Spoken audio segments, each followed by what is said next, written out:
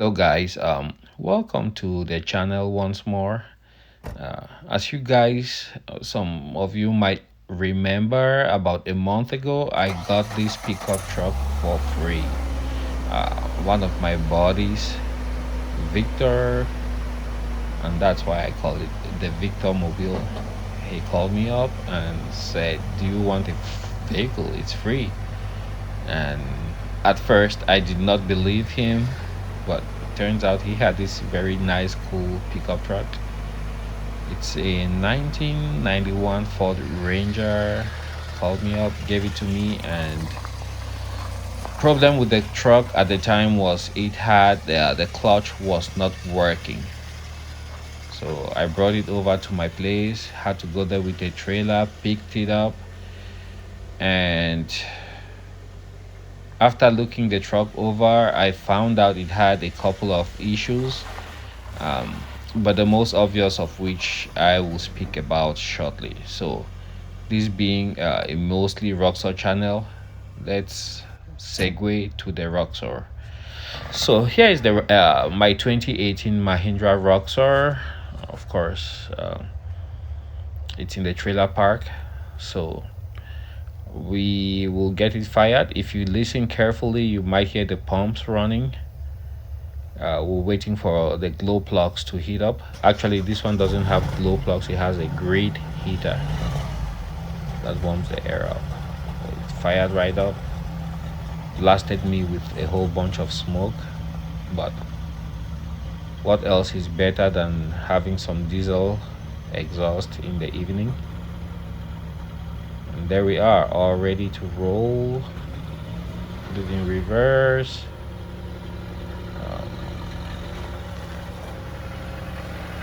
It's so sad because I thought I would be driving the Roxor more, but I just haven't had the time to take it out. As you can see, the road around there, everything, when the snow melts, it gets really muddy. I just feel bad if the Roxor gets all this mud on it. Made a big mistake this past December. I drove the Roxor out and had it all caked in dirt, and when I came back this January, I realized most of the dirt was kind of, I don't know, acidic, bad water, and there was quite a bit of rust. So I'm very careful now with the body.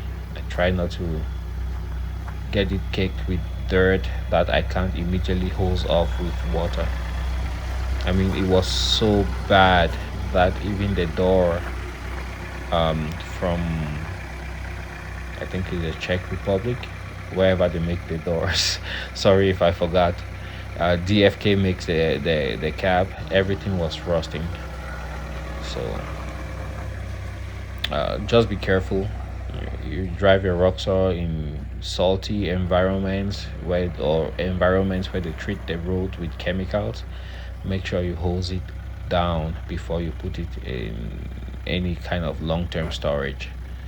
So there we go, we have the two vehicles, and we'll proceed and I'll show you what I want to show. Hello guys, so this is just a quick video to show everything that's wrong with the Victor Mobile, the free Ranger I got from my buddy Victor. Like you guys know, I went ahead and fixed it. It didn't take too much, but this is what I used for the clutch, and it works really great. I tried with the DOT.3 brake fluid, and this just leaked like a faucet. So I switched to something different because I really had nothing to lose, and this one has worked perfectly. So far it's been cold. We had quite a bit of snow, so I really haven't had time to do any additional work. The first things that really require care right now are the power steering pump, which you can see right here, and then also a covering for the timing belt. Weird thing about this engine, as you can see, it has 8 spark plugs, but it's actually a 4-cylinder engine. I have never seen anything like that. My aircraft, also has that same kind of redundancy where you have dual spark plugs for every cylinder. But it's kind of interesting about this engine. All right, so what I'm going to talk about today real quick is how these systems fail and why they're so expensive, and you find many of these Ford trucks in the junkyard just because of the clutch. To repair the clutch, it's most times it's not even worth the value of the car. So most people, when they are confronted with clutch problems, they junk the car. If you look right here, that's where you have the master cylinder system for the clutch. I might be saying this wrong, but when you step on the clutch, if you look right there, the master cylinder that's the brake. Or the clutch, yeah. So for the clutch, the master should be there, if I'm not mistaken. And the slave is actually inside the bell housing for the transmission, which is insane. Don't know whoever came up with that design. But when you bleed the system, the goal, what you are trying to achieve is to get all the air out of the system. But if you look at that, it's angled upwards towards the cab. So what you do is, no matter how hard you try, you always have a pocket of air that's trapped in there. So from a design perspective, this is not a very good system. And then the second part, of course, is kind of hard to see, but I have another video that shows it. But the slave cylinder is built into the bell housing of the transmission, which means that if the slave cylinder fails, you have to drop the whole transmission to repair it. Now let's come over to the Roxor and we see what they've done here. Open that up. It's been a while, I haven't really driven the Roxor. So right there, easily accessible, is the master cylinder for the clutch. And this is for the brake. Readily available, 2 bolts, and it's out. And then you see the pipe that goes above and it runs to the slave. Just take a good look. See how everything is well accessible here. Were it not for the emissions equipment, which you can see right here, the EGR, that takes some of the exhaust gases and recirculates them in the engine, you would have a very, very spacious engine with tons of space to work. Okay, let's put that down there. And then let's come here underneath. Let's see, where is that at? I can't really see. There it is. That's the slave cylinder at the center of your screen. So you can see how accessible this is. If ever that slave cylinder fails, you don't even need a jack. You just lay underneath the Roxor and you can replace it with a different one. So from a design standpoint, this is a way more utilitarian vehicle. Very easy to repair if it breaks down. Whereas the Ford, someone had that sense of building that kind of obsolescence into it, where if the slave cylinder on the clutch failed, then you pretty much have to dump away the whole vehicle. So that's something I found interesting and I just wanted to share with you guys. All right, I think it's about time to move on to the next project. So here I have, these are Bushwalker Flares from, let me see here what the box says. Just give me a minute here. Yeah, I think a 96 Jeep. I don't know if those are the TJs. So the goal here is, because I'll be changing my wheels very soon, Right now, if I try to drive on a day like this, the sides of the Roxor just get kicked in a whole bunch of mud. So I definitely need some Fender Flares. These are not from a CJ. They are from, I believe, a TJ 96. I don't know my Jeeps, you guys can tell. For the front, there's no fitment issue. They will fit perfectly well, as you can see. This will fit without any issue. Take a look, so you can see. All right, and now let's take a look at the rear.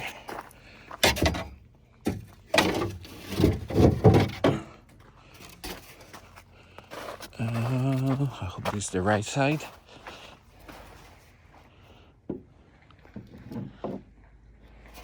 Let's see here. If it says what side this is, I'm pretty sure it says it somewhere, but I can't be too positive. So let's try it again. The rear doesn't look too good, but a guy could make it work. A guy could definitely make it work.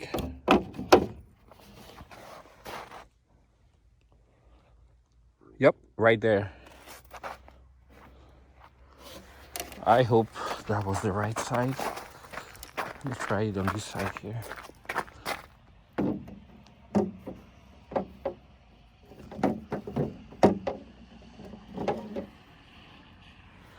Yep. So those should work perfectly well, and I kind of like them. That way I have less mud coming up the sides of the Roxor. So indicator lights, I haven't finished installing those. And then for the heater, I had a little leak and it got really cold. So I don't know exactly what happened, but there was a tiny leak down there. It seems to have stopped. Apart from that, projects I have pending. Lift kit. I've been waiting on Max Anthony. Right now I have the Max Anthony lift kit on here. I think it gives you about an inch and a half of lift.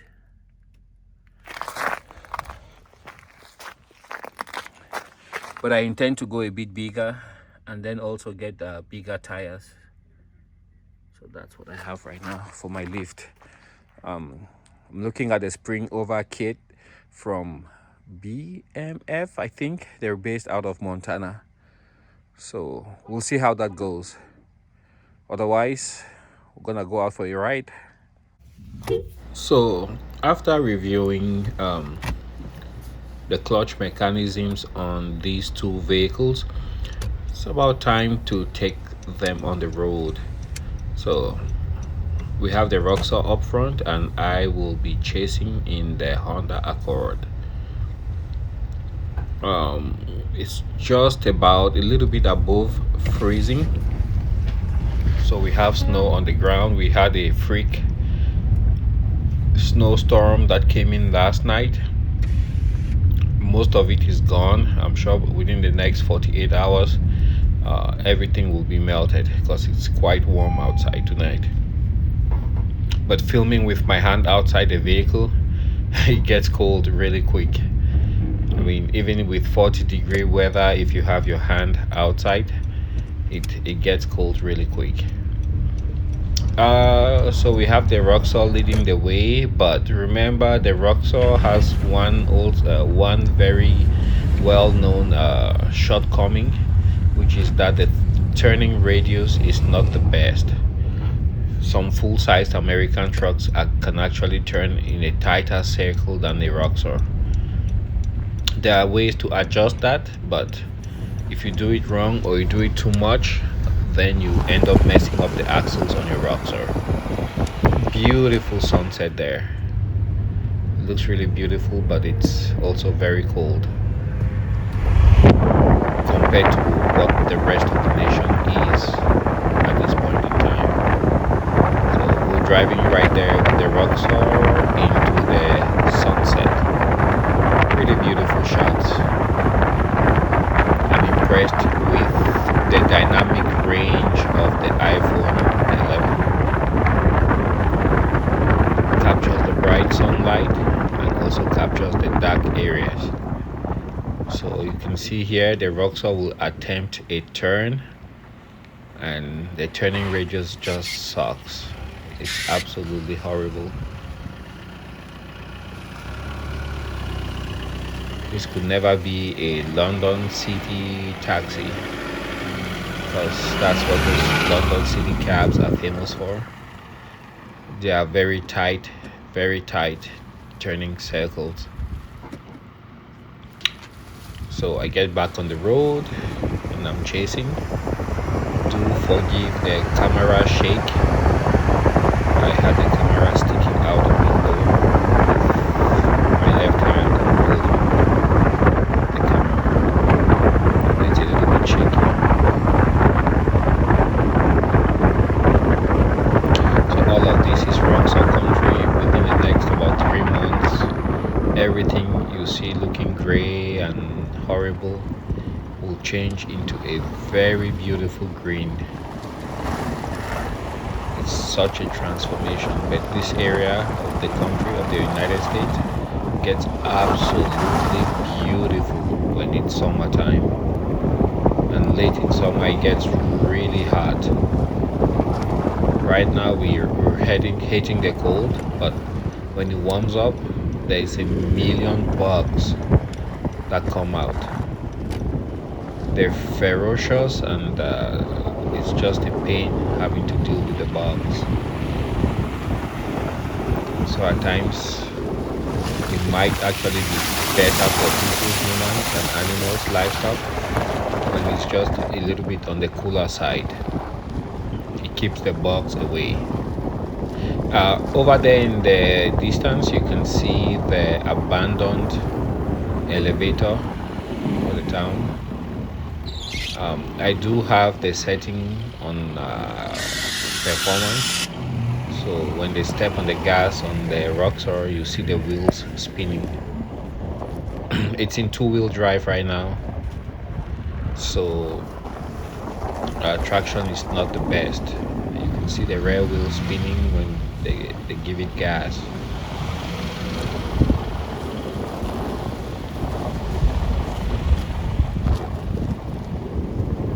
And as you can see, with the 1-inch lift and the wheel spacers, the Roxor still looks really tiny. In fact, it's not tiny, it's just that most of the Jeeps, the CJ Jeeps, they have way bigger tires sticking out, so they look bigger and more impressive. But as time goes on and more and more kids come out for the Roxor, you will find more people lifting their Roxor and putting on bigger tires, and then you'll be able to judge the Roxor for what it is. It will look bigger, it will look more impressive, and I know that's where most guys who are building their Roxors want their Roxor to be.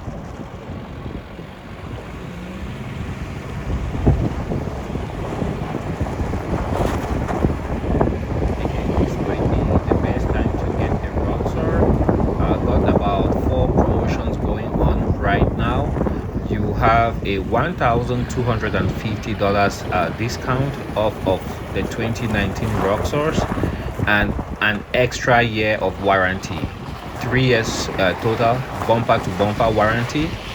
And then if you do your financing through Mahindra Automotive North America, you have a low interest rate of about 5.99% for well qualified buyers and no payments for 90 days. And then if you also choose a custom color, you will pay just half the cost for the paint. And finally, for veterans and first responders, with the coronavirus and all of this going on, you also have a program where you get a custom jacket and $500 additional discount. Thanks for watching, and see you guys on the next video.